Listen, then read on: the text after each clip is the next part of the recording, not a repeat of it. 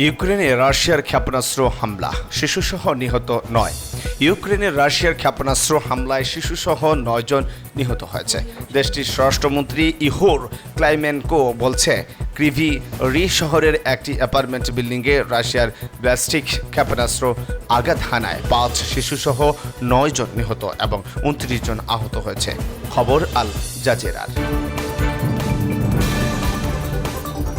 ইসরায়েলের সামরিক স্থাপনা লক্ষ্য করে দফায় দফায় রকেট হামলা। দক্ষিণ ইসরায়েলে সামরিক স্থাপনা লক্ষ্য করে দফায় দফায় রকেট ছড়েছে লেবাননের সশস্ত্র সংগঠন হিজবুল্লাহ। 160টির বেশি রকেট লেবানন থেকে ছাড়া হয়েছে। কুয়েতে অগ্নিকাণ্ডে নিহতের মধ্যে 40 জনই ভারতীয় নাগরিক। কুয়েতের দক্ষিণাঞ্চলীয় শহরে প্রবাসী শ্রমিকদের আবাসন ব্যবহৃত অগ্নিকাণ্ডে নিহতদের মধ্যে 40 জন ভারতীয় শ্রমিক। ভবনটি নির্মাণ করেছিল কুয়েতের বৃহত্তর নির্মাণ কোম্পানি এনবিটিসি। ভারতীয় সংবাদ মাধ্যম ইন্ডিয়া টুডে এই খবর জানিয়েছে। গাজায় যুদ্ধবিরতিতে অসম্মত প্রকাশ করেছে ইসরায়েল। জাতিসংঘ নিরাপত্তা পরিষদে গাজায় একটি যুদ্ধবিরতির প্রস্তাব সর্বসম্মতিক্রমে পাশ হওয়ার পর ইসরায়েল ও হামাসের প্রতিক্রিয়ার দিকে তাকিয়ে আছে যুক্তরাষ্ট্র।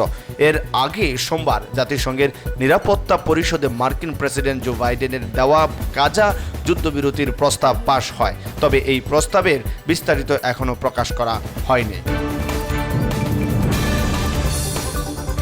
ভোটের আগে মামলা মোকদ্দমাতেই সময় শেষ ট্রাম্প বাইডেনের।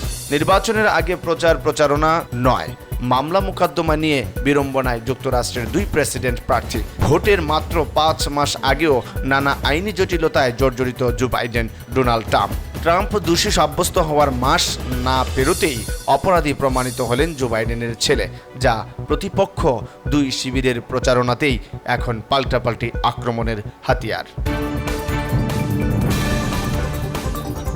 কঙ্গোতে নৌকা ডুবে নিহত অন্তত 80 জন।